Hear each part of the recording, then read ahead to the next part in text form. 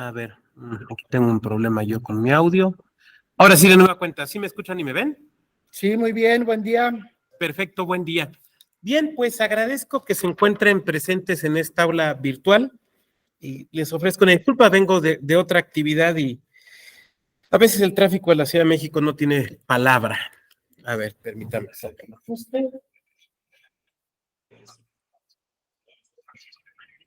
Bien, pues creo que es la primera vez que me toca estar con ustedes en este diplomado y también veo pues algunas caras ya conocidas. Mi tocayo, yo creo que ya hemos coincidido, ¿verdad? En alguna otra actividad, pero y varias y varios de ustedes, digamos que sería la primera ocasión. Bueno, rápidamente.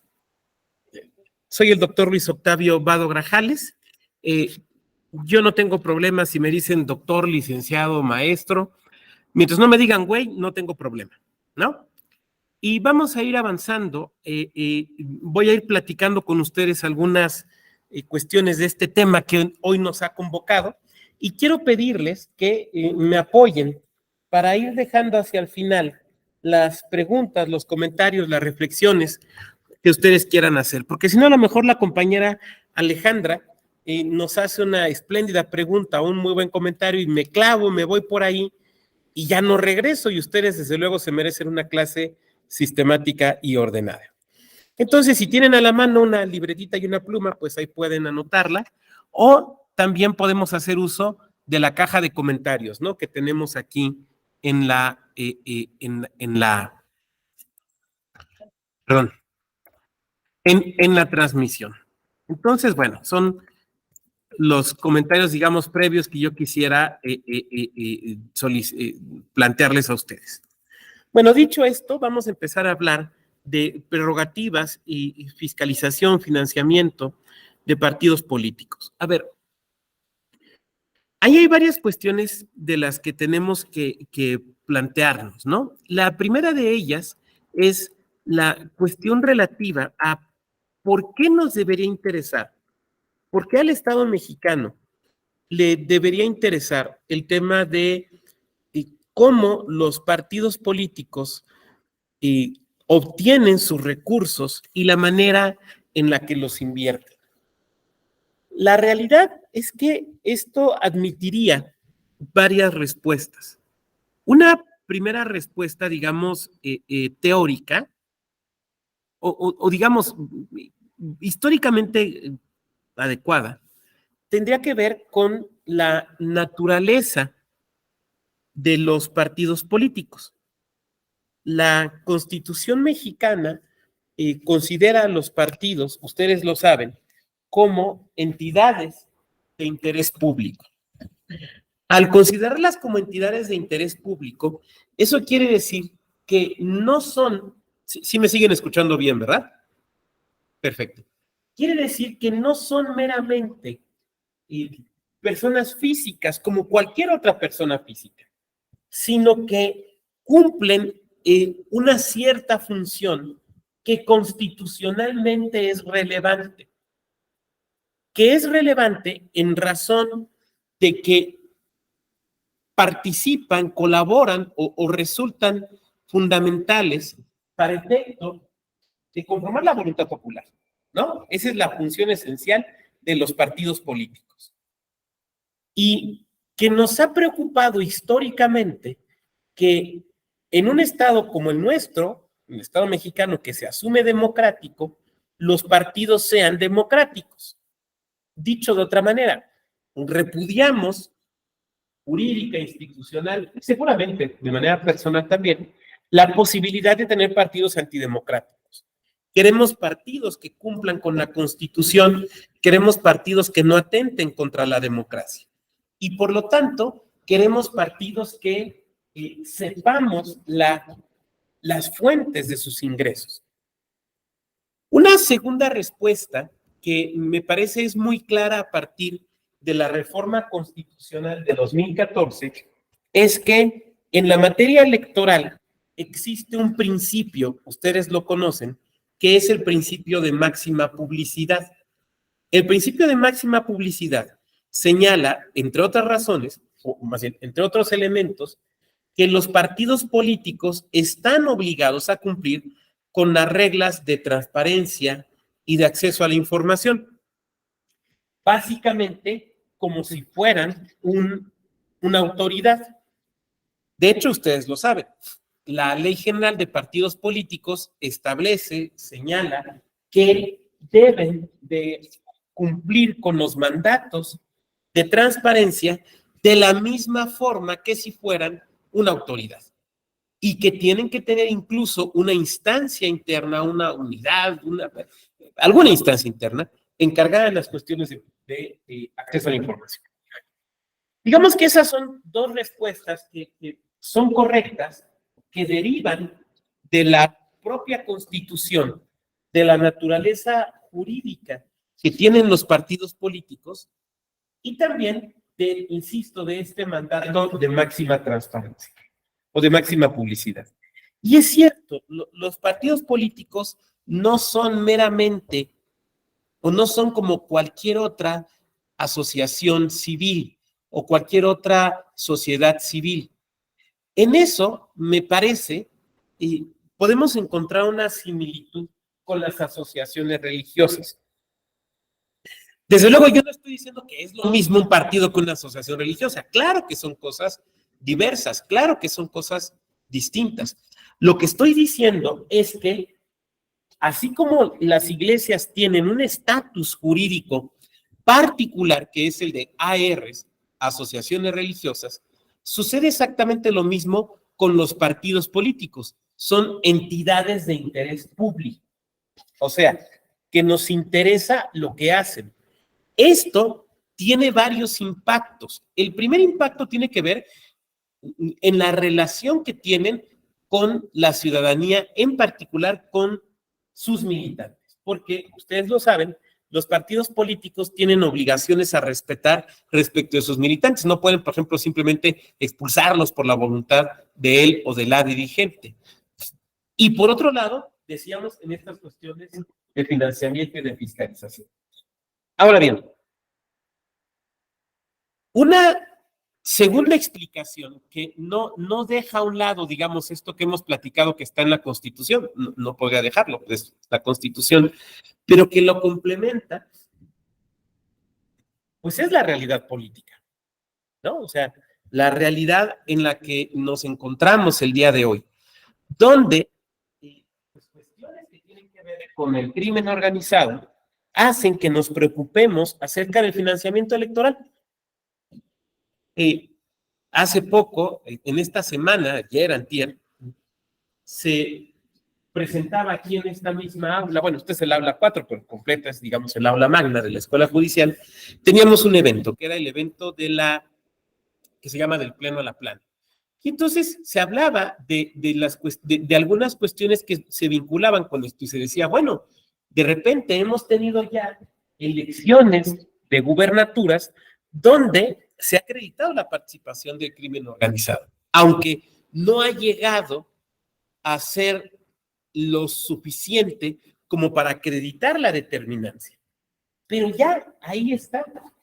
Y eso ha provocado que, por ejemplo, o eso ha generado que, por ejemplo, el Tribunal Electoral en sentencias le haya ordenado al INE realizar, por ejemplo, pues mapas acerca de las circunstancias o las condiciones de seguridad. Entonces, en un entorno como el actual en nuestro país, nos preocupa la posibilidad de que el crimen organizado financie procesos electorales.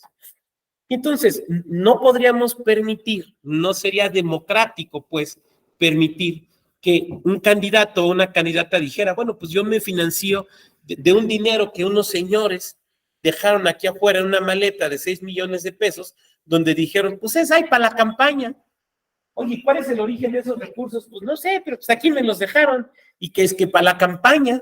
Entonces, bueno, obviamente no, esto no puede ser así, no podemos permitir que esto sea así. Por otro lado, hay elementos también que nos preocupan a partir del propio sistema democrático. ¿Qué quiero decir? Quiero decir que nos preocupa la calidad de las elecciones.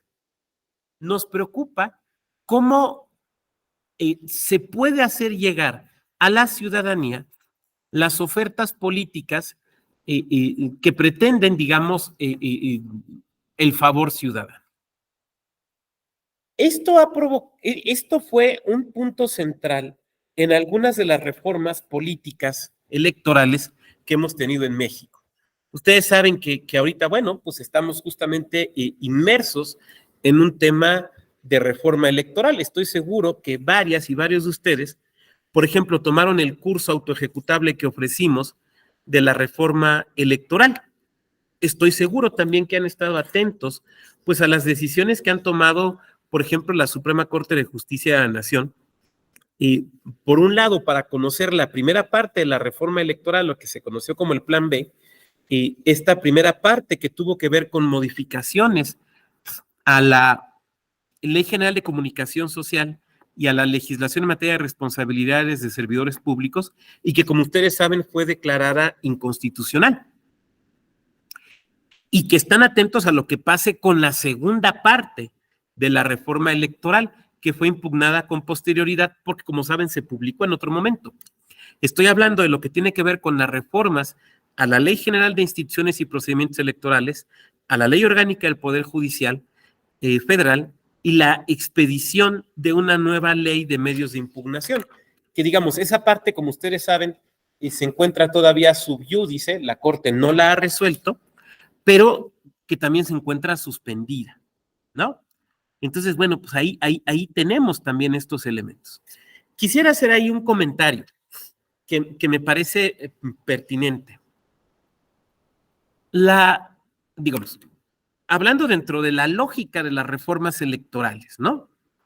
La primera, hablando de la época moderna, o sea, digamos, del discurso de Chilpancingo del 77, de Reyes Heroles a la actualidad, o sea, la reforma político-electoral 78 y demás, adelante, pudiéramos, digamos, agrupar a las reformas electorales atendiendo a la naturaleza de las inquietudes que la generaron.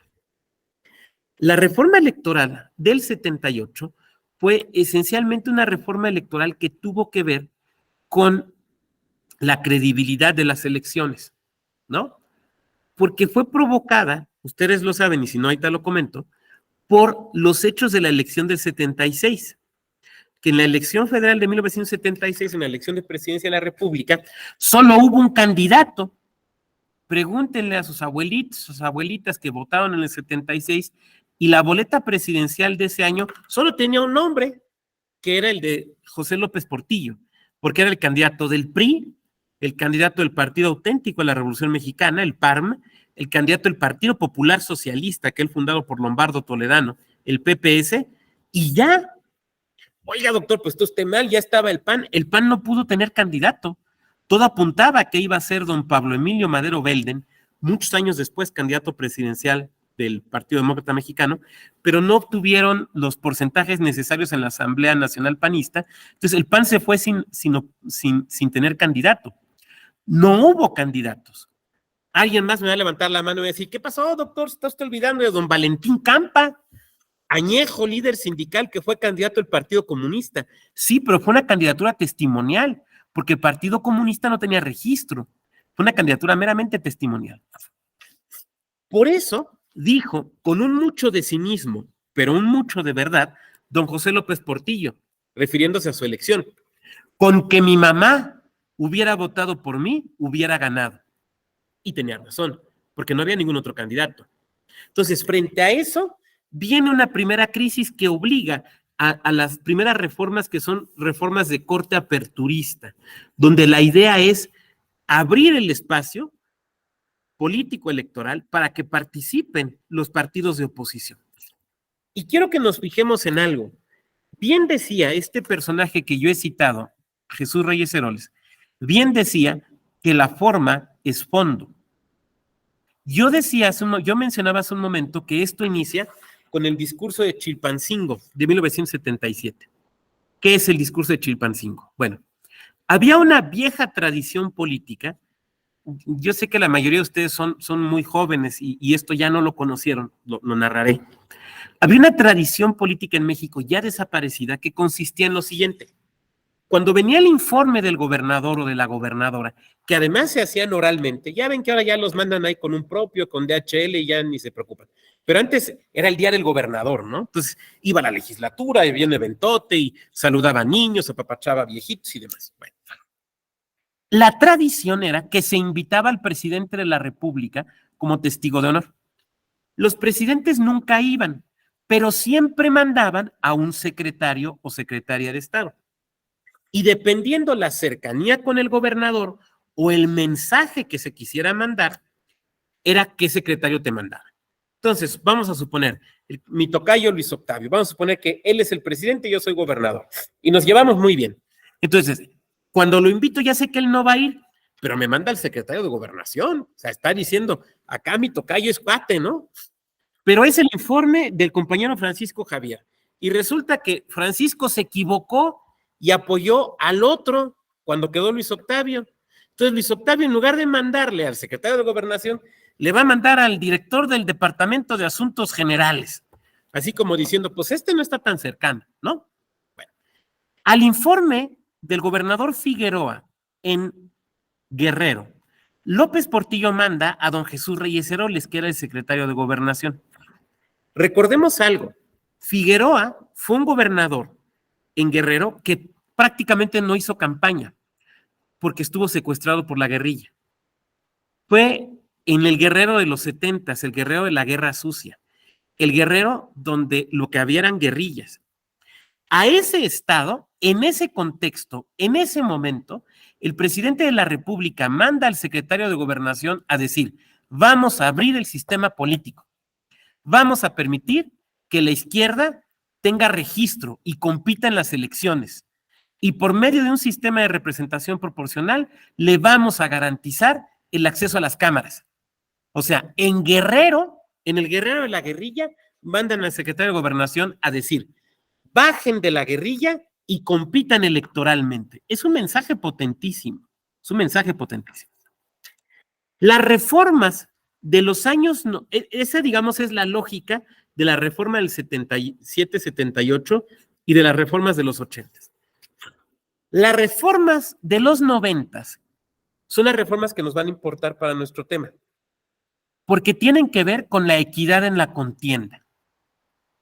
Cuando se dan estas reformas del 78, del 82, del 86, del 85, estas reformas, la lógica era la liberalización del sistema político.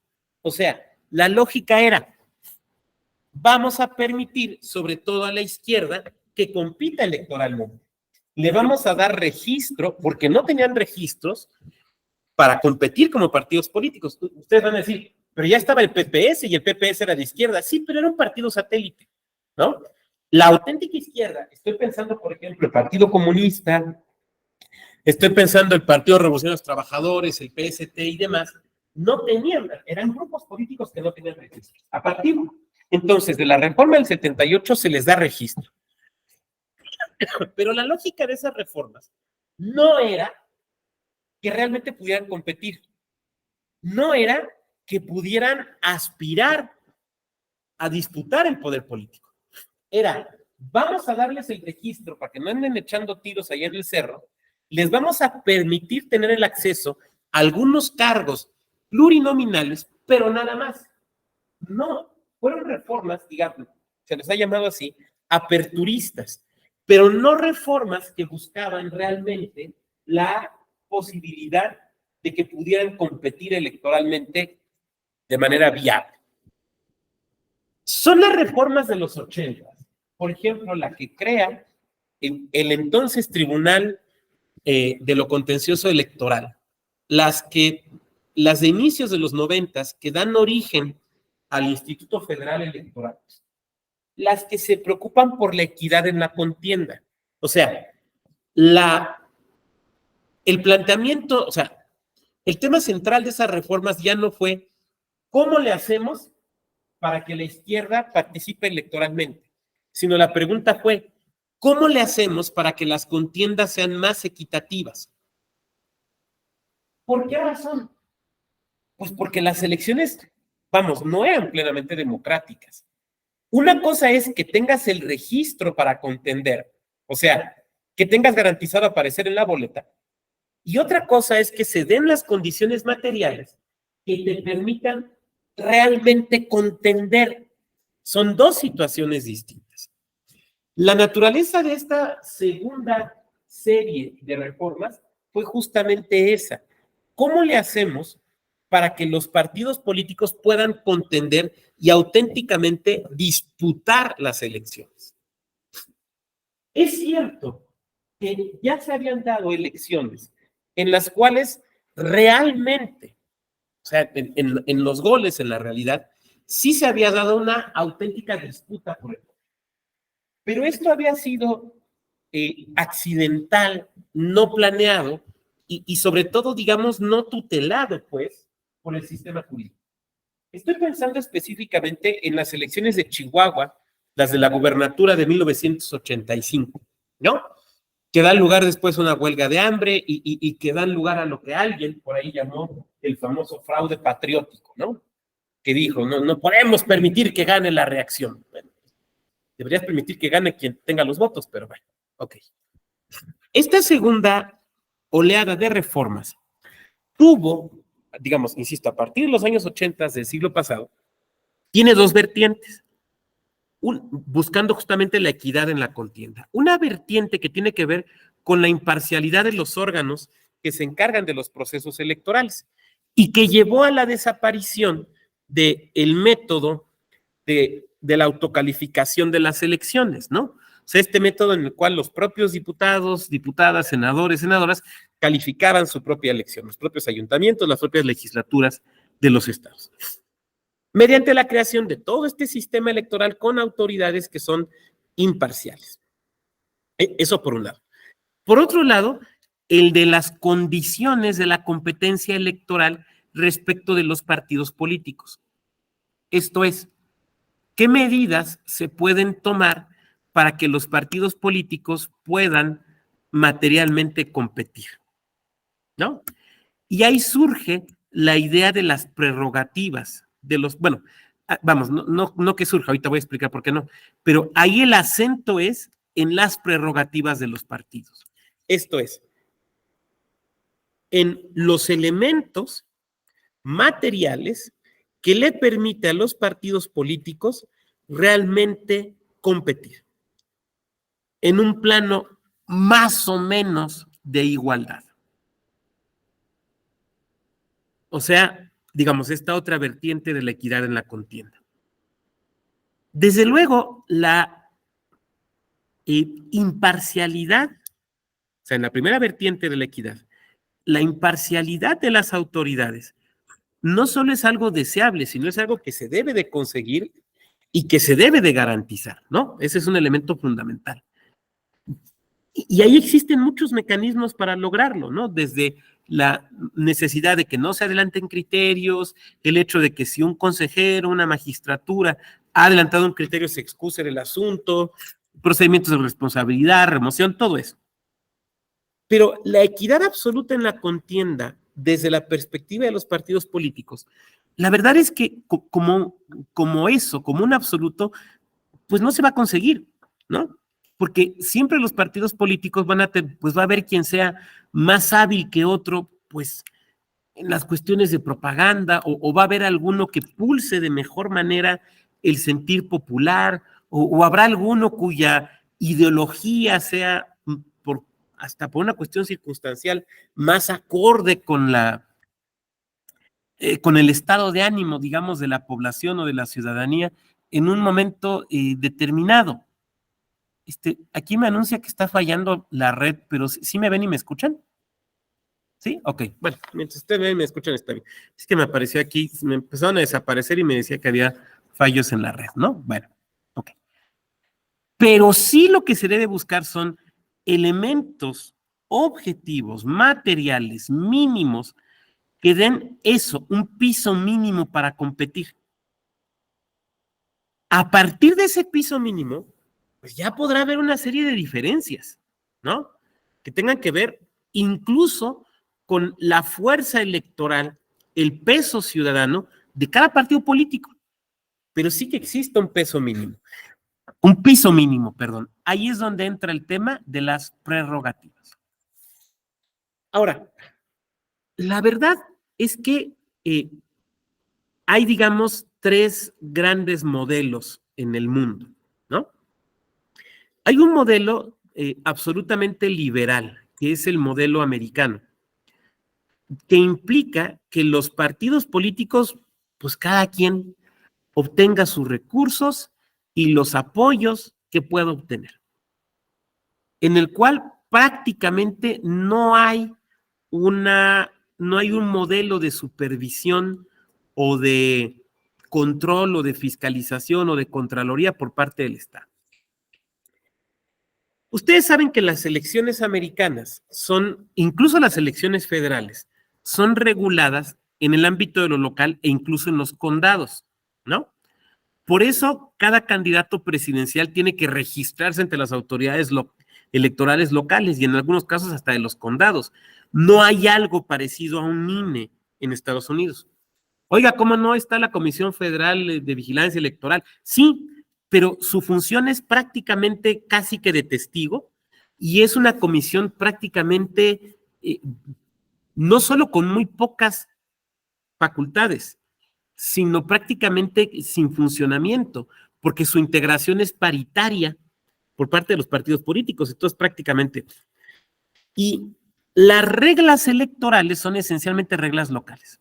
Bueno, cuando el gobierno federal, cuando el Congreso americano, impulsado por los demócratas, no exclusivamente, pero sobre todo por los demócratas, intentó ponerle dientes a esta comisión, sobre todo para el tema de la fiscalización electoral, vino una decisión muy importante en el derecho electoral americano, que es el famoso caso Citizen United. Y en este caso, lo que determinó la Corte Americana con el voto decisivo del hasta hace poco retirado Justice Kennedy fue este modelo de absoluta liberalidad, ¿no? Donde los partidos políticos pueden obtener fondos y recursos para promoverse, pero no solo eso, sino que la ciudadanía puede utilizar recursos por fuera de los partidos políticos, no gestionados por los partidos políticos, para promover una candidatura, un ideario político o incluso para atacar a otro ideario político o a otra candidatura. Esto también permite un modelo en el cual las empresas privadas pueden utilizar recursos para financiar campañas. No solo para financiar campañas, sino de manera directa, o sea, no solo que se la den al candidato o al partido político, que lo pueden hacer, sino para que de forma inmediata y directa lo paguen, ¿no? Por ejemplo, promocionales en televisión, por ejemplo, espectaculares, por ejemplo, un libro que hable mal de tal candidato, de manera directa, y sea algo plenamente válido y legal. Ahí, digamos que en esta parte, el único punto que de repente ya se empieza a discutir, es el derecho de los accionistas. Fíjense, bueno, a mí se me hace muy interesante. El ejemplo es el siguiente. Supongan que las 16 personas que estamos conectadas somos accionistas de una empresa, ¿no? Pizzas Eje, vamos a ponerle así. Pizzas Eje, las pizzas electorales, ¿no? Y entonces, yo soy un accionista muy minoritario, tengo un par de acciones. Entonces, se hace una asamblea y la mayoría de ustedes decide que, como estamos en Estados Unidos, en este ejemplo, le vamos a meter lana a la precandidatura de Donald Trump.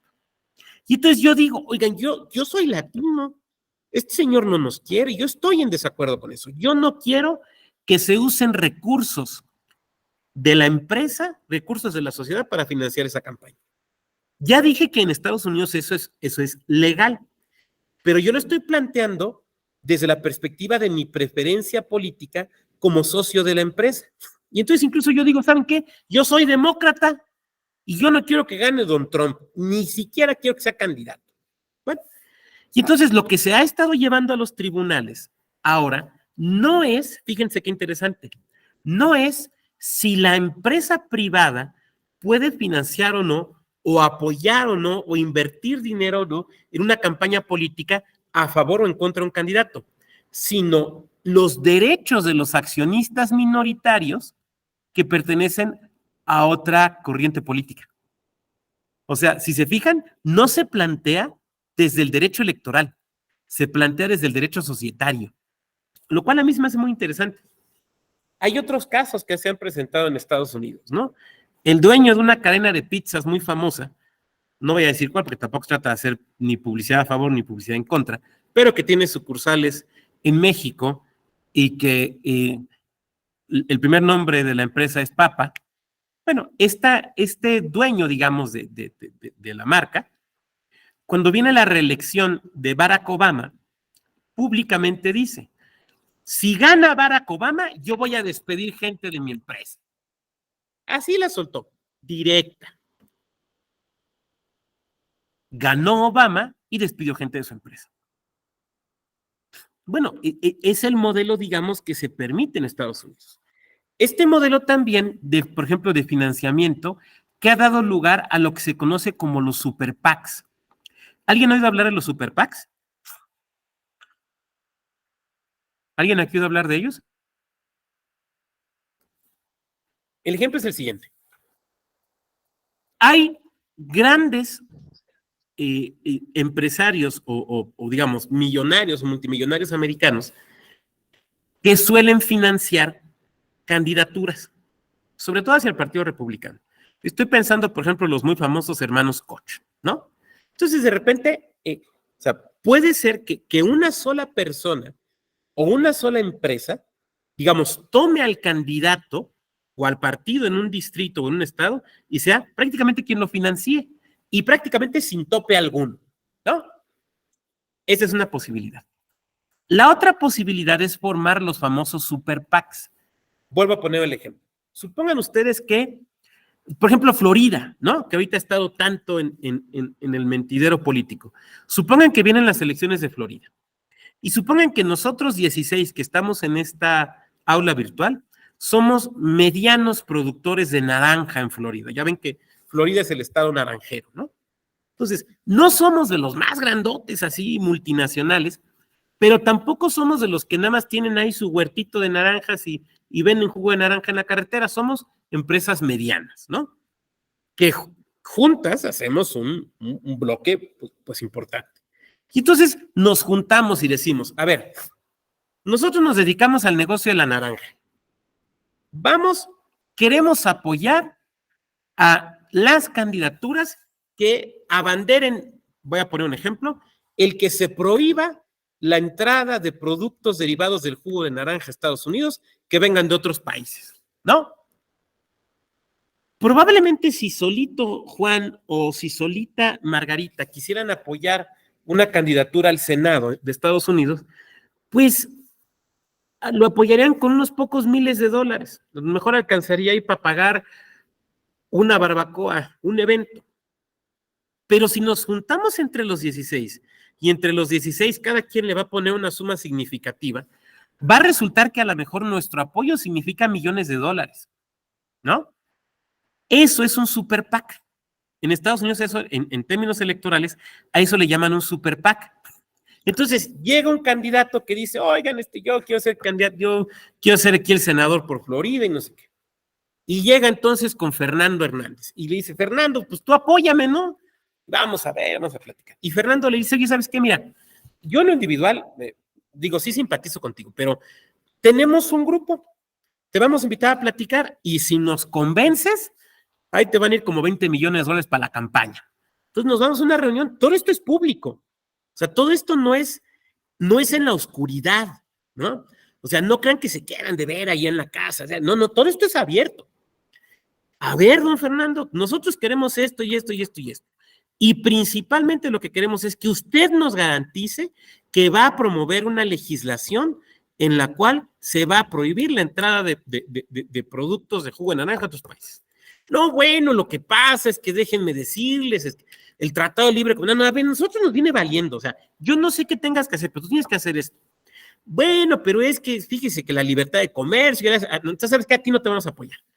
Hasta que llegue uno o una candidatura que nos va a decir, órale, yo me la juego con ustedes y es más, ustedes háganme el proyecto de ley y yo lo patrocino, va, van contigo, ahí te van los 20 millones de dólares. Esos son los super PACs. Como será evidente para ustedes, esto presenta un problema político muy importante. ¿Cuál? Esta forma de financiamiento, ¿qué problema presenta? Adelante, quien quiera hablar, active su micro. No hay ningún control. Claro, tiene razón, Juan. En primer lugar, que no hay ningún control. No hay ningún control. O sea, ese recurso, perdón, Francisco, un segundito, pero nada más. Claro. Ese recurso, ¿cuál es su origen? Pues dicen que son empresarios naranjeros. Oiga, yo les veo pinta de que se dedican a otra cosa. No, pues son empresarios naranjeros. No hay ningún control. Muy bien. Francisco, adelante. Pues son la parte, ¿no? De los compromisos que acarrea, ¿no? El aceptar pues el dinero, el apoyo, mejor dicho. Que además se vuelven compromisos públicos.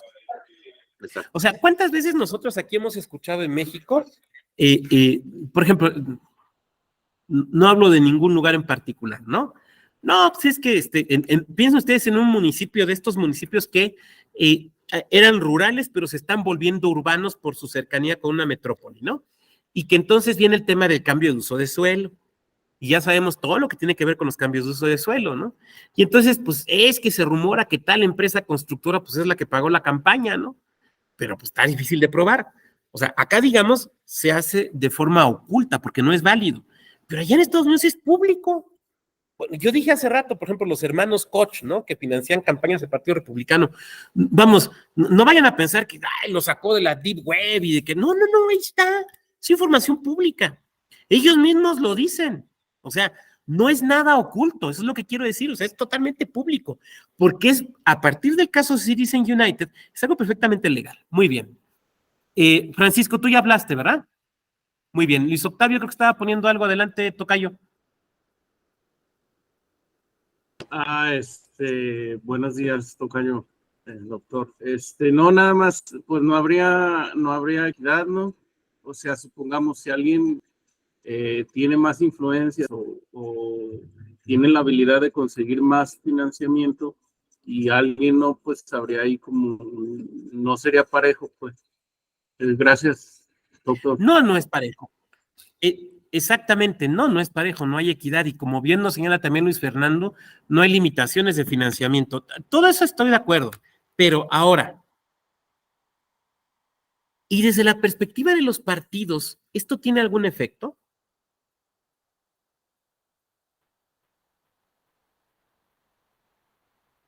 O sea, piénsenlo desde la lógica interna del partido. ¿Tiene esto algún efecto?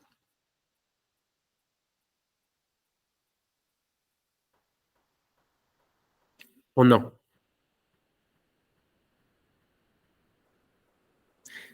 A ver, si en este modelo absolutamente liberal, donde pues, quien tiene lana aporta, se convierte en un auténtico mercado de aportantes, ¿no? O sea, volvamos al ejemplo de Florida. Yo quiero ser candidato a senador de Florida, pero quiero ser un candidato no testimonial. O sea, no contarle a mis nietos, estuve en la boleta. No, yo quiero contender para ganar, porque yo ya soy de la Cámara de Representantes, ahora quiero ser senador, porque después quiero ser gobernador de Florida, y en una de esas hasta le pego a presidente. O sea, yo voy con todo, eso es lo que quiero decir. Me va a interesar que me apoyen, ¿no? ¿Por qué? Porque hay una relación directa entre recursos y elecciones, ¿no? Entonces, no es lo mismo que yo haga campaña en Estados Unidos con una campaña donde pues juntamos $1,000,000 a que traiga atrás el respaldo, por ejemplo, de los naranjeros, y traiga 30 o 40 millones de dólares. O sea, no va a ser igual, ¿no? Bueno, ¿quién va a definir la agenda política? ¿El partido o los que aportan los recursos? Evidentísimamente los que aportan los recursos, ¿no? Entonces, lo que se ha observado, particularmente hacia adentro del Partido Republicano, es que el partido pierde cohesión y pierde fuerza como partido. ¿Por qué razón? Porque a final de cuentas lo que cuenta es quién te da el recurso. O sea, es la manifestación de un dicho muy mexicano que ustedes conocen: el que paga manda. A ver, partido, ¿quieres ganar? Sí, pues claro que quiero ganar. Bueno, pues el candidato va a ser fulano porque es el que trae más recursos. Oye, pero pues es que no es el más cercano a nuestra ideología. Oye, pero pues no es el que haya chambeado más. Oye, pero pues él es un nuevo, es un recién llegado. Le toca a don fulano, ¿no? Que ha venido ascendiendo en los escalones y ha hecho trabajo de calle. No, a ver. Nosotros, los del billete, queremos que sea perengano. ¿No quieres que sea él? No te preocupes, le conseguimos la candidatura del partido de enfrente. Porque además ustedes saben que los partidos americanos son muy porosos, ¿no? No. Entonces, lo que se ha observado es que eso ha erosionado la identidad partidaria, ha debilitado la disciplina partidista, pero también ha provocado, particularmente en el Partido Republicano, un cambio en los personajes que lo representaban. Por ejemplo, los personajes que han venido surgiendo a partir del Citizen United, o sea, digamos los 90s hasta la fecha, han sido sobre todo personajes con menos carrera política, no diré como quién, con menos carrera política y mayor identidad con ciertos intereses políticos o sobre todo con ciertos intereses económicos. Ahora, el problema es, para el Partido Republicano, que esos intereses tocan. Volvamos al ejemplo que he puesto aquí. Ya me apoyaron ustedes para ser senador por Florida, por el Partido Republicano. Entonces, ustedes me apoyaron, el partido me hizo candidato, ya ganamos. Y lo primero que hago llegando, porque ustedes me exigen que les cumpla, es la propuesta, la moción, la iniciativa para prohibir el ingreso en Estados Unidos de cualquier producto derivado de jugo de naranja, que no venga a Estados Unidos. Muy bien. Pero enfrente está el señor senador Douglas, también del Partido Republicano, pero él viene de otro estado, me lo voy a inventar ahorita, viene de Minnesota. A él, que también es del Partido Republicano, o sea, también es de mi partido, también lo apoyaron empresarios para llegar y también hizo un compromiso como el mío. Nada más que el compromiso él lo hizo con las empresas refresqueras, que lo que quieren es que si dejemos entrar productos, por ejemplo, de zumo de naranja del extranjero, porque son más baratos que comprarles a los de Florida. Entonces, su iniciativa que está presentando al mismo tiempo que yo, plantea justamente lo contrario que yo. O sea, él sí quiere que se liberalice el mercado, cuando yo lo que quiero es que no se liberalice. Los dos somos del mismo partido. Los dos venimos apoyados por la iniciativa privada. Nomás que estamos planteando cosas distintas. No solo distintas, sino absolutamente contradictorias. No sé si observaron hace, ¿qué será? Mes y medio, 2 meses. Por ejemplo, lo complicadísimo que fue en la Cámara de Representantes que los republicanos escogieran líder. ¿Se fijaron? Y si no, digo, ahorita terminando la clase lo pueden buscar. Que fue complicadísimo. Se fueron a varias rondas y uno ya tenía la mayoría, pero no tenía la mayoría necesaria y se tuvo que sentar a negociar. Esto hace 20 años no pasaba. Hace 20 años no pasaba. Porque hace 20 años, antes de los efectos del Citizen United, la disciplina partidista era mucho más rígida. Ahora ya no. ¿Por qué? Por estos elementos que yo estoy comentando aquí. Porque al señor senador Douglas, en el fondo, lo que le importa es cumplirle a los que le pagaron esa campaña, porque le van a pagar las siguientes. Y porque si no les cumple, o sea, él no puede salir con ja, qué tontos, ya me apoyaron y ya gané, y ahora les doy la media vuelta. No, son los ricos. En 4 años o en 6 años o en 8 años, cuando venga la reelección, le van a pagar al de enfrente para que pierda a don Douglas, ¿no? Entonces, claro, yo no me quiero pelear con ellos. O sea, don Douglas no se quiere pelear con ellos. Como yo, senador de Florida, no me quiero pelear con ustedes porque quiero que ustedes me sigan financiando mi campaña y que no financien al de enfrente. Esto genera un problema importantísimo hacia adentro del partido político. Por eso fíjense en algo. Los sistemas de financiamiento y de prerrogativas de los partidos políticos tienen impacto en todo el sistema electoral, empezando por los propios partidos políticos. Por los propios partidos políticos. Se dice entonces que parte de la crisis actual del Partido Republicano se origina justamente con el Citizens United. ¿Qué pasa con los de enfrente, con el Partido Demócrata? Bueno, este modelo liberal de financiamiento, así como permite que grandes empresarios donen pues, mucho dinero, también permite las microdonaciones, que es algo en lo que se ha enfocado el Partido Demócrata, sobre todo a partir de la elección de Barack Obama. Es que recordemos algo. Barack Obama, antes de ser presidente de Estados Unidos, ¿qué era? No me digan político. Bueno, sí, obvio que era político, pero ¿qué posición tenía? Era senador. Ahora, ¿era uno de los senadores más importantes de Estados Unidos? No, era un senador, si no me equivoco, de primer término. O sea, tenía poquito de senador. Él no era el candidato, recuerden ustedes, no era el candidato favorito de la élite del Partido Demócrata. ¿Cuál era la candidatura favorita de la élite del Partido Demócrata? ¿Cuál era? ¿Se acuerdan? Era Hillary Clinton. ¿Se acuerdan? Era Hillary Clinton. Obama, entonces, lo que hace es una campaña alternativa. Fue el primero que empezó a utilizar, esto nos va a sonar ya muy viejo ahora, ¿no? Pero cadenas de correos electrónicos y demás. Ahora utilizaría pues el WhatsApp y el Telegram y saldría bailando en TikTok y demás, pero fue lo que usó. Pero también una forma de financiamiento alternativa. Obama empezó a utilizar el microfinanciamiento. Esto es, en lugar de buscar los grandes donadores que permitía el Citizens United, se fue con los pequeños. Y entonces, a ver, no sé, el compañero Alejandro Caballero, que a lo mejor era estudiante, ¿no? A ver, vamos a aceptar donaciones desde $10. Entonces Alejandro, que quería que ganara Obama, pues a lo mejor a lo largo de la campaña hizo 3 donaciones de $10 o donó $100.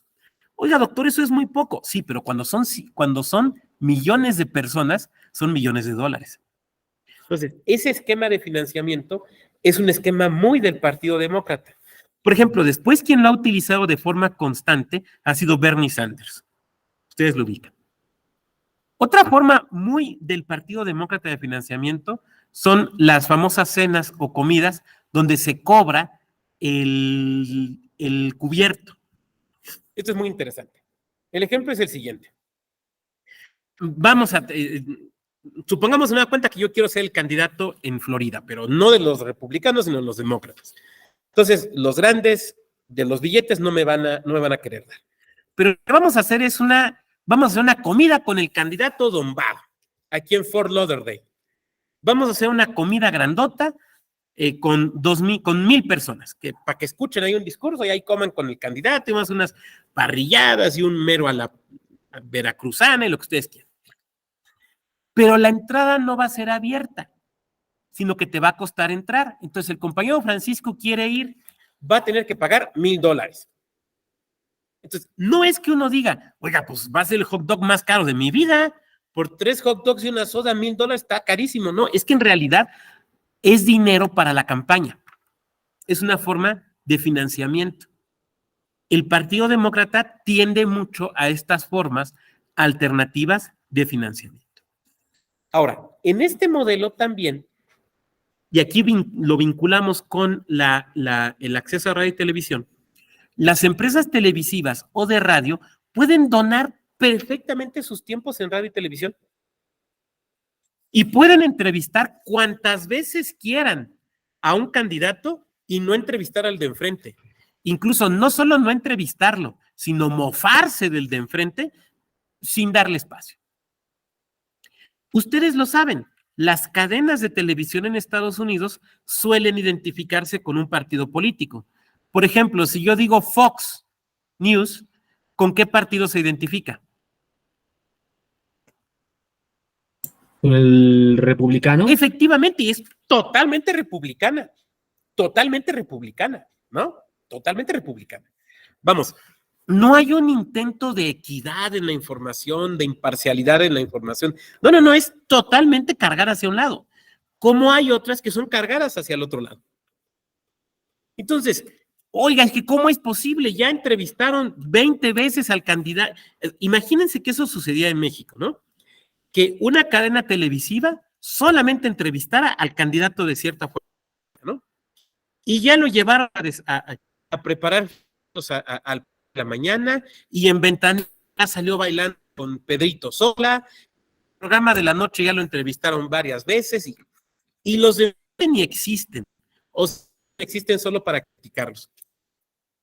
Recuerdo mucho esto que voy a platicar, la elección en México, en Tabasco, aquella famosa elección lo compitió el actual presidente Andrés Manuel López Obrador, ¿no?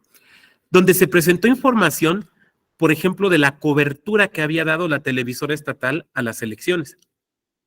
Y esa cobertura señalaba que las noticias respecto al, digamos, el candidato oficial habían tenido, o sea, del total de cobertura, digamos, de la campaña, más del 90% de las notas habían sido de la campaña del candidato del partido oficial.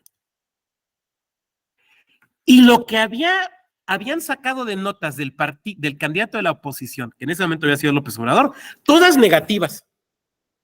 O sea, del 100% de las notas de la campaña, un 90%, miren, no recuerdo con precisión si fue 95 o 96%, más del 90%, a favor del candidato oficial, y todas hablando bien, todas. Del candidato de la oposición hablan en menos del 10%, y de ese total, el 100% hablando mal. Esas cifras hoy en México, ni cercanas se pueden dar. No las aceptaríamos. En Estados Unidos es perfectamente legal. Perfectamente legal.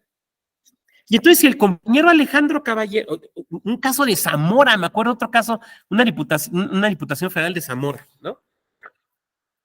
Donde el candidato de un partido es concesionario de radio. Y entonces en sus estaciones de radio todo el tiempo hablan bien de él. Hay de mi locutor que no hable bien de mí, ¿no? Todo el tiempo hablan bien de él. Todo el tiempo hablan pestes del de enfrente. Eso no se puede en México. Eso te provoca la nulidad de una elección. ¿Pero qué pasa en Estados Unidos? Perfectamente válido. Perfectamente válido. Ahora, nosotros, volvamos al ejemplo que planteaba. Nosotros, los medianos productores de naranja de Florida, que hemos armado nuestro super PAC, tenemos que andarle informando a alguien.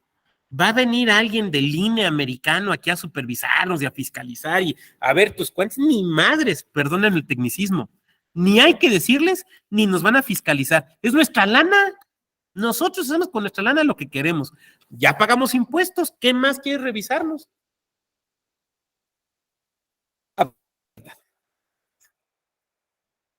Existe otro modelo que en México, por ejemplo, ha propugnado por él don Jaime Cárdenas. Y fíjense de quién estoy hablando, ¿eh? O sea, no estoy diciendo el licenciado Tuercas, ahí en el Rincón del Vago, no. El doctor Jaime Cárdenas, que es el modelo del financiamiento de las prerrogativas absolutas por parte del Estado. Que los partidos políticos no tengan acceso a un solo peso distinto a lo que les da el Estado.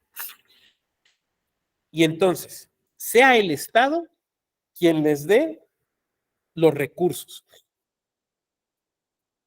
Sí, el tiempo en radio y televisión, pero también el financiamiento. O sea, un sistema de financiamiento público exclusivo. Si el modelo americano o liberal es un sistema de financiamiento de prerrogativas absolutamente privado y sin control, la contraparte es el modelo de un financiamiento público absoluto y excluyente de cualquier, ¿no? En este modelo, entonces, el costo total y absoluto de las elecciones y de los procesos electorales sería con cargo al erario. Porque sería no solamente pues, lo que cuestan las mamparas, imprimir las boletas, hay las urnas y que tu líquido indeleble, sino absolutamente todo. Cualquier volante, cualquier camiseta, cualquier renta de un sonido ahí para el evento, cualquier compra de carnitas para el evento con el candidato, todo del financiamiento público. Este modelo, que es, digamos, el restrictivo, ¿qué ventajas y qué desventajas le ven? Bueno, podríamos empezar por el americano, ¿no? A ver, es más, me regreso. ¿Cómo ven el modelo americano? ¿Qué ventajas, qué desventajas, qué impresión les genera? Y después ahorita qué piensan del otro, pero ¿qué piensan del americano? ¿Cómo lo ven? Adelante. Muchas gracias. Creo que viene siendo algo así como el libre mercado político, ¿no? Que finalmente te lleva a que el que tenga más recursos, al que te logre conseguir mayores apoyos económicos, pues finalmente puede posicionarse dentro del ejercicio del poder político, ¿no? Y claro, en ese marco, pues cumplir con quienes te están financiando, ¿no? O sea, apoyar las políticas y los programas que están impulsando pues esas empresas, ¿no? Yo creo que sí, sería libre mercado político, ¿no? Muchas gracias. Gracias, Juan, el libre mercado político. Muy bien. ¿Quién más? ¿Quién más? Adelante, Francisco. Bueno, pues, Tu micro. bueno, creo que como ventajas puede ser la parte de cómo puedes autoadministrarte, ¿no?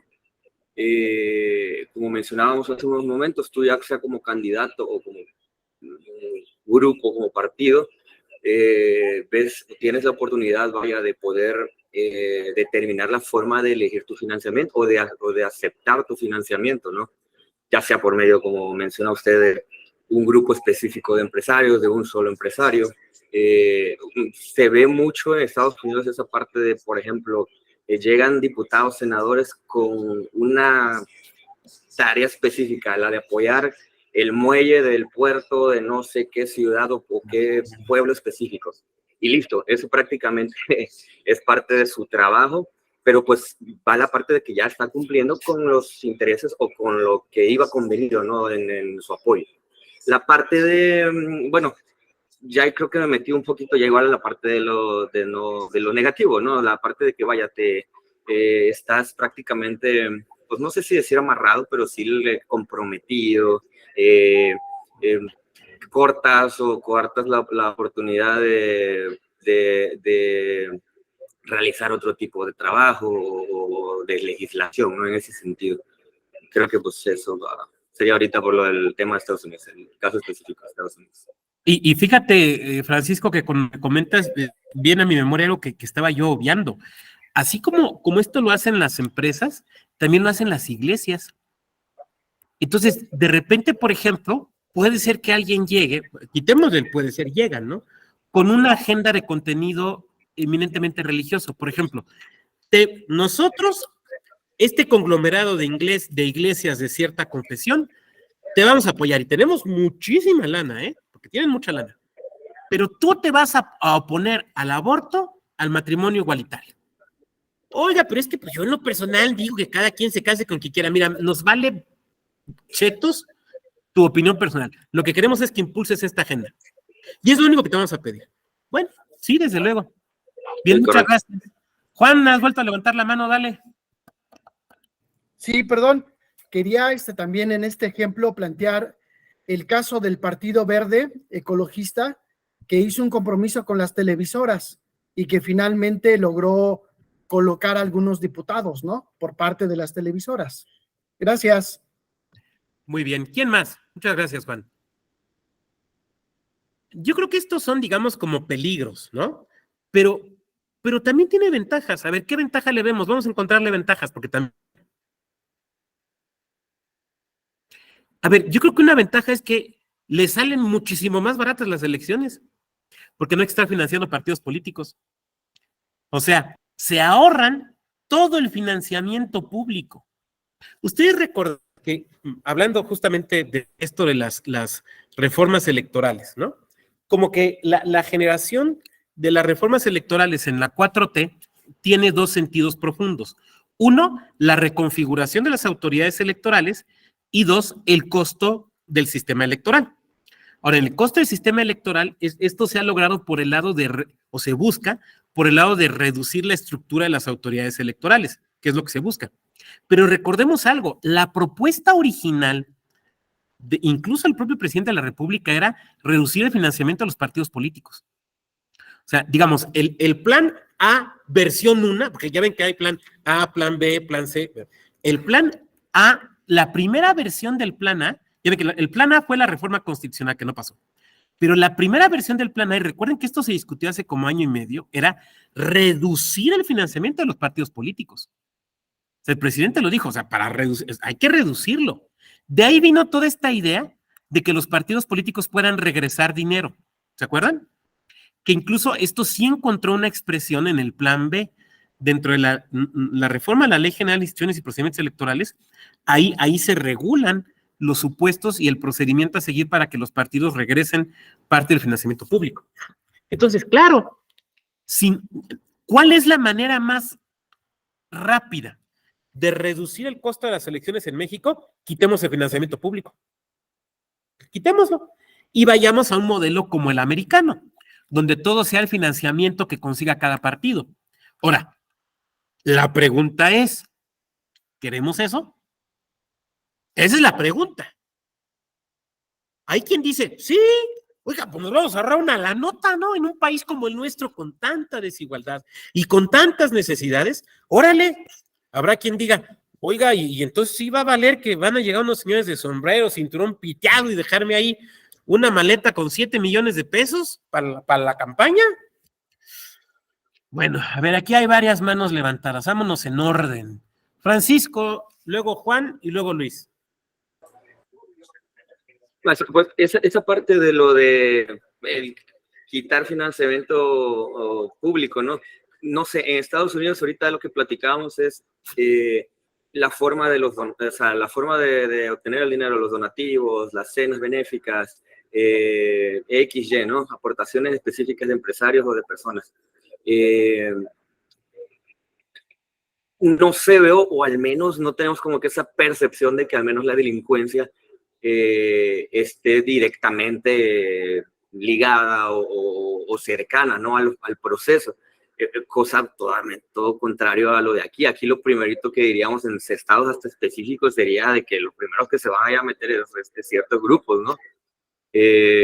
No sé si yo tengo alguna otra percepción, pero al menos, por ejemplo, en los Estados Unidos sí está todavía esa parte, incluso en lo social, que no está tan metido lo delincuencial, que no sé cómo expresarlo específicamente, pero sí está más como de que, a ver, sí son donativos, esto, aquello y lo otro.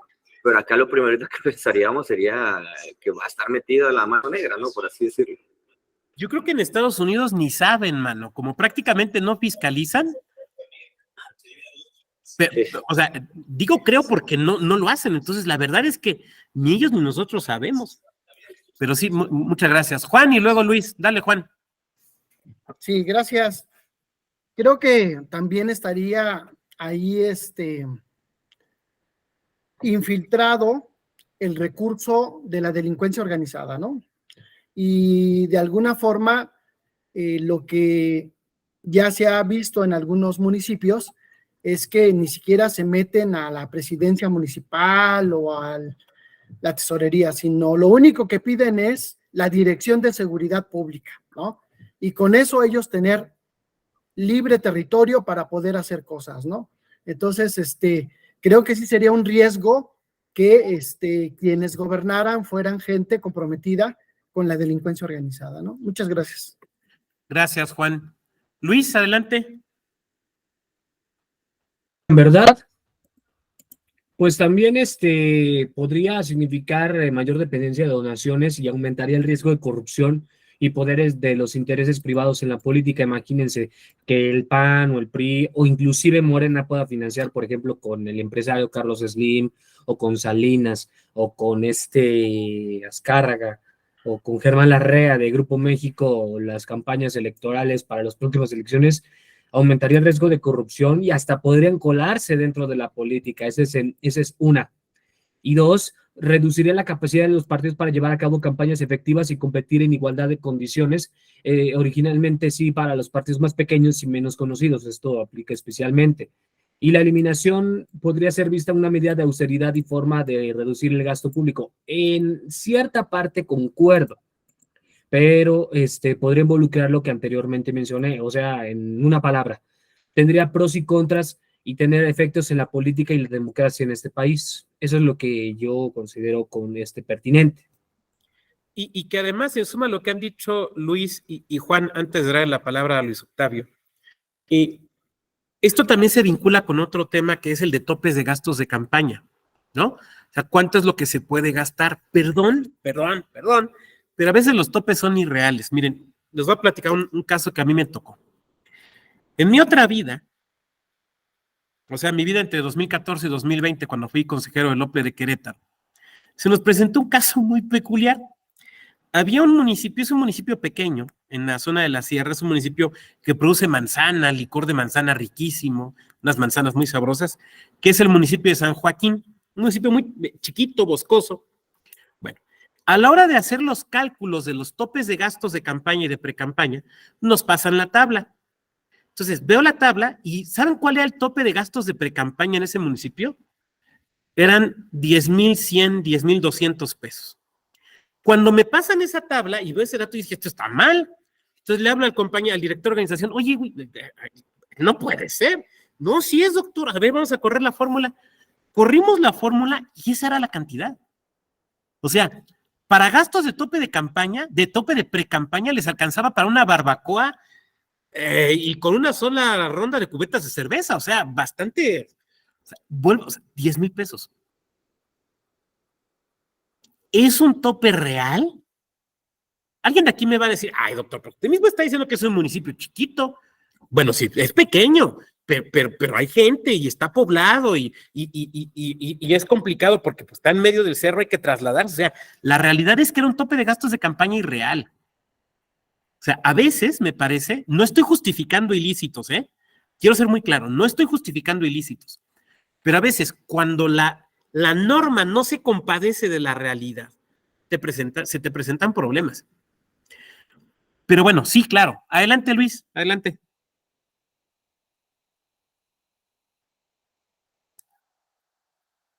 Luis, ¿andas por ahí? Bueno, por ejemplo, en Estados Unidos. Sí, ahí te escuchamos. Bueno, ¿se escucha? Sí. Bueno, por ejemplo, ahí estaban hablando del financiamiento en Estados Unidos, de que no se fiscaliza. Entonces, digamos que no saben si puede haber dinero ilícito o no, pero por ejemplo, puede haber empresas armamentistas, empresas de armas que también le pueden meter dinero y, por ejemplo, ahí, qué tan, digamos, es legal, pero qué tan moral sería, por ejemplo, impulsar ciertas leyes que, no sé, que impulsen la venta de armas o inclusive, digamos, hasta un conflicto armado, van a vender más armas, van a vender más munición, ¿no? Entonces, digamos, ¿qué tan moral sería eso? Y, por ejemplo, en México, eso del dinero ilegal, ilícito, pues eso ya pasa, o sea, ha habido testimonios de donaciones a candidaturas de presidente de la República pues sí, o sea, eso pasa, digamos, ahí más bien sería ser más estrictos en la fiscalización y en la regulación, porque, por ejemplo, en Michoacán ha habido casos en ciertos municipios que ponen al presidente municipal y después ese presidente municipal desvía dinero público no sé, de obras públicas y lo usa para financiar a esos grupos. Bueno, gracias.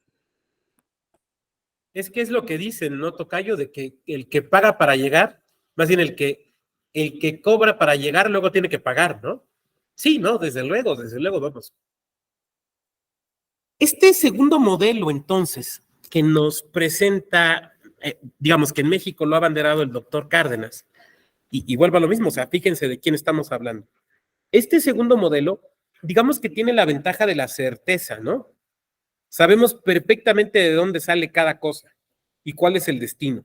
Es más, podría ser un modelo en el cual ni siquiera se le diera el dinero a los partidos, sino que los partidos le indicaran a la autoridad a quién tiene que pagar y por qué cantidad. Y entonces el partido solamente registrara los contratos y vamos, no tuviera ni cuentas, ¿no? Perfectamente podría funcionar así. Desde luego, este modelo también se podría combinar con un sistema de financiamiento equitativo absoluto y de prerrogativas absolutas, donde todos los partidos tuvieran las mismas cantidades de recursos y las mismas prerrogativas. Por ejemplo, el mismo acceso a radio y televisión, todos parejitos. Este modelo, digamos, podría presentar, pues, algunos puntos críticos, ¿no? Si queremos verlo así. El primero de ellos sería el costo, porque eso implicaría, decía yo hace unos momentos, que todo el costo electoral sería costo público, ¿no? Entonces, terminaríamos financiando absolutamente, vamos, hasta el maestro limpio que compraban en los partidos para trapear, ¿no? Absolutamente todo. Lo cual, pues, vamos, pues tendría un impacto presupuestal interesante. Por otro lado, sería un modelo, sobre todo en su versión, digamos, radical, que no estoy diciendo que esa sea la que plantea Jaime, pero sí en esa versión radical, sería un modelo en el cual poco se compadecería de la realidad política, ¿no? O sea, parte del esfuerzo que hacen los partidos políticos para tener más votos es, sí, para acceder a los cargos de elección popular, eso es obvio, pero también porque más votos son más prerrogativas, ¿no? Más recursos, más tiempo en radio y televisión y demás, lo cual les obliga en una competencia democrática, pues a ser más competitivos, ¿no? A no dormirte en tus laureles, a competir electoralmente, a presentar propuestas novedosas, a presentar propuestas de comunicación también, digamos, que sean actuales. No perder tu registro, ¿no? Exactamente, tienes toda la razón, tienes toda la razón. En este modelo absoluto, prácticamente en su versión, digamos, radical, prácticamente ese incentivo, ¡pum!, se pierde. Dentro de estos dos modelos, digamos, el liberal absoluto que se parece al mercado, que es el americano, y el modelo estricto o el modelo restringido de absoluto financiamiento y prerrogativas provenientes del Estado, pues tenemos un modelo intermedio, ¿no? Que es el que tenemos en México. Un modelo en el cual se garantizan prerrogativas y financiamientos como un piso mínimo a los partidos políticos, pero se les permiten que obtengan por ejemplo, que tengan otras fuentes de financiamiento. Ahora, el modelo mixto mexicano tiene varias características que lo hacen muy peculiar. La primera característica que lo hace peculiar es que en cuestión de financiamiento tenemos una regla constitucional y la regla es que siempre debe ser mayor el financiamiento público o el privado. ¿Cuál?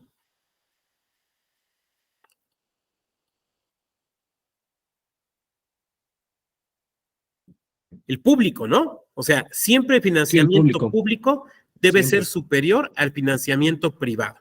Esa es una regla que tenemos en el caso mexicano. Esta regla implica entonces que el financiamiento, las arcas de los partidos siempre van a estar topadas. Siempre van a estar topadas porque se calcula el financiamiento público y a partir de calcular el financiamiento público y lo que le corresponde a cada partido político, eso a su vez topa el financiamiento privado que va a tener cada partido. O sea, automáticamente ahí ya, digamos, lo topa, lo limita. Esa es la primera característica.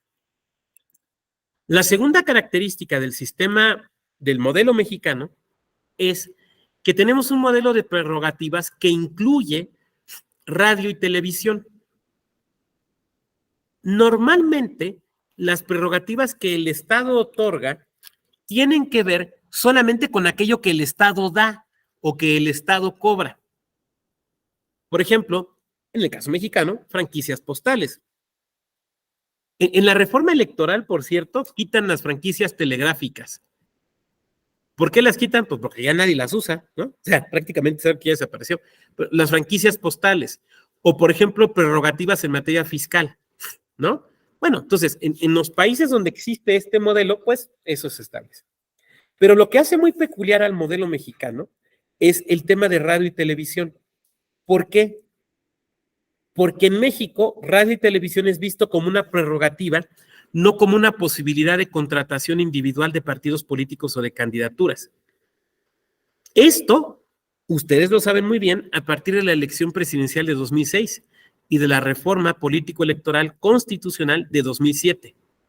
Eso es un rasgo, digamos, muy propio, muy personal del modelo mexicano. Aquí tengo que hacer un poquito de historia, ¿no? Ya que estamos hablando de las prerrogativas en el modelo mexicano. El acceso a televisión es anterior incluso a la reforma política del 77-78. Es a inicios de los años 70 del siglo pasado cuando se establece por primera vez el derecho de los partidos políticos de acceder en particular a la televisión. O sea, en la época de la presidencia de Luis Echeverría. Fíjense qué interesante, porque en México empezamos a hablar de prerrogativas para los partidos políticos, no por el lado del financiamiento, sino por el lado del acceso a radio y televisión. Fíjense qué interesante. O sea, del financiamiento empezamos a hablar en los 80s, pero una década antes ya se habló de radio y televisión. Esto se mantuvo en la reforma del 77-78, pero es anterior. O sea, fíjense qué interesante, el acceso a la televisión de los partidos políticos es incluso anterior a la liberalización del sistema político. Ahora, era un acceso bastante, tenemos que platicar. ¿Cómo funcionaba? Bueno, ustedes saben que el espectro radioeléctrico, donde se transmiten las ondas, por ejemplo, de radio y de televisión, es propiedad del Estado mexicano. Por lo tanto, su uso se concesiona, ¿no? Por eso son los canales de televisión, pues, son concesiones que el Estado otorga, en su caso renueva, o retira, ¿no? Incluso existe el derecho de reversión, ustedes lo saben. Te quito la concesión y además me quedo con todos los instrumentos que tú utilizabas para poder hacer las transmisiones. Creo que nunca se ha ejercitado, pero ahí está. Bueno. Por lo tanto, siempre, el régimen del radio y la televisión en México siempre ha sido un régimen que ha tenido sus peculiaridades. Por ejemplo, el tema del pago en impuesto en especie. Por regla general, los impuestos pues los pagamos depositando en el banco, ¿no? O hacemos compensaciones y a veces hasta tenemos saldo a favor. Pero también se admite el pago en especie. Por eso, por ejemplo, no sé, la colección de arte que tiene la Secretaría de Hacienda. Oye, pues ¿por qué tiene una colección de arte? Bueno, pues porque se puede aceptar el pago en especie. Ah, oiga, qué padre, fíjese que entonces ahorita voy a poner a mi hijo aquí a pintar con unos colores y cuando venga el pago al SAT les voy a decir, te pago con esta obra de arte que hizo mi hijo que vale 50 millones y me debes 49 millones. No, o sea, a ver, o sea, podía Rufino Tamayo, ¿no? Podía llegar al SAT y decir, oye, te pago mis impuestos con un cuadro, ¿no? Ah, bueno, o sea, ahí sí se vale, pues. Es una circunstancia absolutamente posible, pero absolutamente extraordinaria, ¿no? O sea, yo no podría llegar al SAT y decir, oye, te pago mis impuestos con un artículo sobre derecho electoral, ¿no? No, pues me mandan por un tubo. Pero las empresas de radio y televisión pueden pagar, por ejemplo, con tiempo aire. Y entonces te pueden decir, oye, te pago mis impuestos en parte con tiempo aire. Eso se establece desde los años 70. Por lo tanto, el Estado, de ahí nacen los tiempos en radio y televisión del Estado, que es tiempo aire que, digamos, las televisoras le regresan al Estado mexicano. Esto ha sido muy criticado, es algo que ha sido muy criticado, porque lo que se ha dicho es, oye, te están regresando lo que de inicio era tuyo, porque el espectro radioeléctrico es tuyo, ellos transmiten porque tú les diste esa concesión. Prácticamente lo que te están haciendo es regresarte, que te pagan los impuestos en lana, que mucho billete han de tener. Pero bueno, vamos, aquí no vamos a hacer crítica de si eso está bien o está mal, simplemente estamos describiendo. Entonces, en los años 70 se dijo, reforma electoral del 71, una reforma ahí anterior a las que hemos platicado, ¿no? Que redujo también la edad para votar y demás.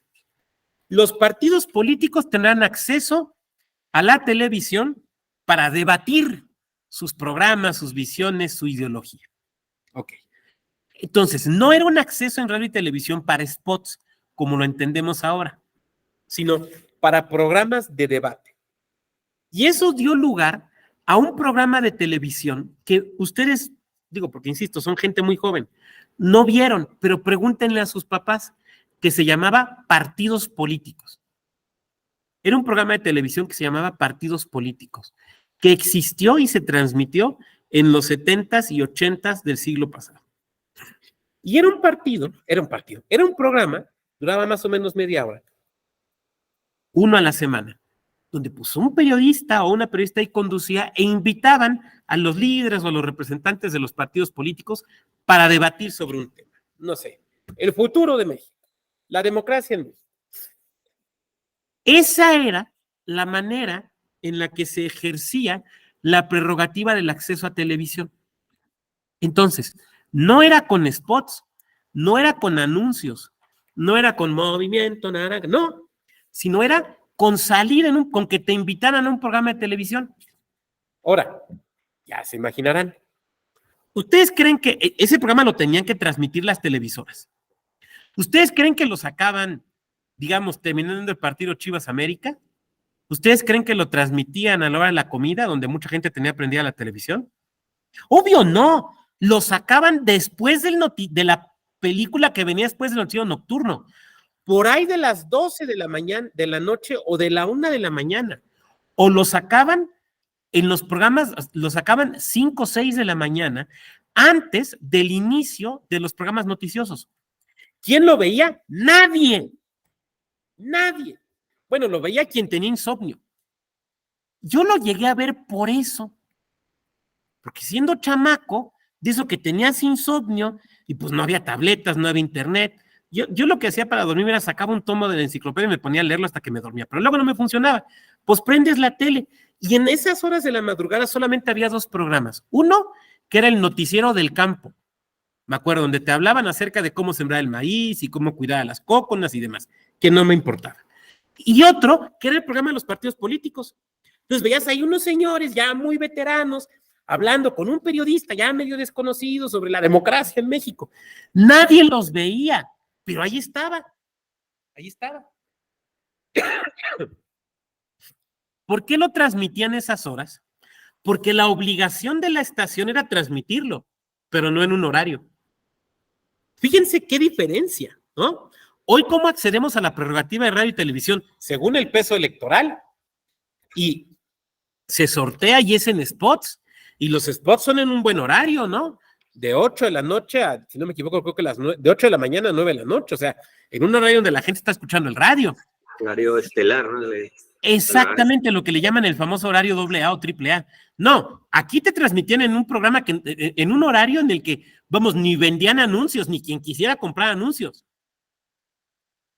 Así empezaron las prerrogativas en México. Miren, la verdad es que no he tenido la inquietud. Debería tenerla, pero es que los vi de chiquito y se me hacían aburridísimos. De buscar si estos programas están en YouTube. A lo mejor ahí están todavía. Entonces, si alguien un día de estos tiene insomnio y no puede dormir, pues en lugar de ponerse a ver los TikToks de Wes Anderson y cosas así, búsquese en YouTube esos programas y va a ver que son un espléndido remedio contra el insomnio. Pero así empezaron las prerrogativas en México. Muy bien. Pues yo quisiera dejar la peroración hasta aquí. Y adelante, pues quien quiera hacer uso de la voz, estos minutos que nos quedan, alguna pregunta, algún comentario. A lo mejor alguien los vio y aquí no, doctor, yo vi uno interesantísimo, y todo, fulano y perengano, y se puso bueno el debate. Puede ser, puede ser. La realidad es que nadie los veía. Vamos, Yo creo que ni quienes iban al programa los veían. Dice Luis Fernando, este programa es, según tengo entendido, la entrevista con Sarmiento, que tenía ese objeto, mostrar cada propuesta de campaña. El primer invitado era José Goldenberg y el segundo fue el jefe Diego. Ah, pues no sabía. Recuerdo muy bien que pasaban la serie de Bob Esponja antes de, está interesante, ¿no? Antes del debate presidencial del 2006, Canal 5, donde estaban Fox, AMLO, Roberto Madrazo, Campa y Patricia Mercado. Ay, los debates. Fíjense que en esa otra vida que les platiqué, me tocó presidir la comisión de debates del Instituto Electoral y organizar un debate a la gubernatura. Jamás tuve tantas presiones como esa vez. Presiones en serio. No es queja, es advertencia. Porque luego hay gente que dice, yo quiero ser consejero, ganan muy bien, sí, le voy a entrar. Yo me acuerdo mucho cuando estaba acabando el debate, estaba yo recargado en un poste, ahí donde lo hicimos. Y llega una compañera y me dice, ¿cómo está, doctor? Bueno, maestro, que entonces era nada más maestro. Y les ha pasado que hay veces que contestas sin filtro, o sea, como que dices lo que estás pensando y así le contesté. Y le dije, esto me quitó años de vida. Miren, si yo no soy calvo nada más por genética, o sea, la vida electoral no acaricia, es ruda, lo que pasa es que nos gusta, ¿no? Los debates son, bueno, lo están viendo con el Estado de México, ¿no? Pero sí, desde luego, es un tema de comunicación electoral que a mí se me hace interesantísimo. Pero bueno, si me pongo a hablar de debates aquí nos quedamos. Muy bien, pues este es el antecedente de ese programa, compañero, este es el antecedente. Porque este nació en los 70s.